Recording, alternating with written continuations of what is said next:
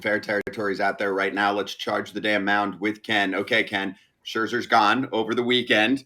Are we going to hear a Justin Verlander trade scenario pop up where he's going to have to decide on a no trade clause that he would ditch? My guess is yes. And the reason I say that is because of his reaction yesterday after he pitched, earned his 250th win, and said, like Scherzer said the other night, he wanted to hear more about the organization's direction. And it seems that if you trade one, why wouldn't you want to trade the other? Now, the difference is, actually, I'm not even sure this is a difference, but like Scherzer, Verlander has a full no trade. He might not want to go. We don't know his intentions, and we don't know if he feels the same way Scherzer did, if his family considerations are the same, different, personalities different. We don't know any of this. So there might be only one or two teams he'd be willing to go to. You hear this. You hear only Houston or maybe LA, Dodgers. Again, it's unclear what he would be willing to accept and what he would not, what his thoughts are regarding the team going forward. This all will play out over the next, 24 to 30 hours, and we're going to find out. But I do believe the issue will come to a head and that he will be presented with a trade possibility. So does this mean the Mets are now in on Ohtani, that they got rid of Scherzer and it's possible they could get rid of Verlander? Or is this just a, hey, this is what we got and we have an opportunity to better a farm system that's low?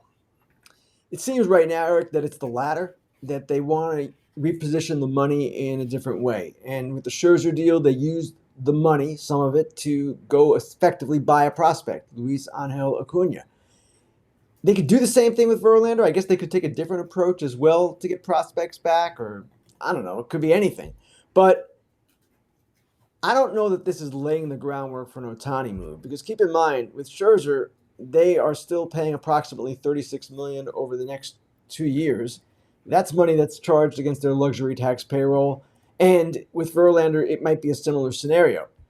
Obviously, Steve Cohen does not seem to care much about these financial limitations and restrictions, but does that mean if he's getting rid of these two guys, he's simply going to go get another guy? I don't know. It's unclear at this point what exactly their direction is.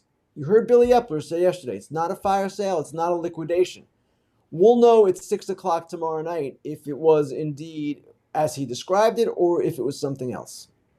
Well, Ken, if why get rid of Scherzer if you're not going to get rid of Verlander? Now, I'm sure you heard me say that when we were in New York together that I was told Verlander doesn't want to go and Scherzer wanted out. So that's played out. But who else can the Mets trade? Because they don't have a ton of value. We've talked about this before. But if they're going full fire sale, yeah, Verlander would be nice. But then they still have these contracts on the book. They have Lindor still. They have all these other guys. They have Alonso. They have all these other guys that are still on the hook. So can they really reset the payroll just with Scherzer and Verlander and paying down all this money? Because they got one player back. Now, I heard he's a good player, but they only got one for Scherzer, and they had to pay a ton of money. So it seems like, yeah, it sounds great on paper, but is this realistic for them to turn the organization around in one trade deadline? I don't know that that's what they're trying to do, AJ, and we don't know what their plans for 24 are just yet.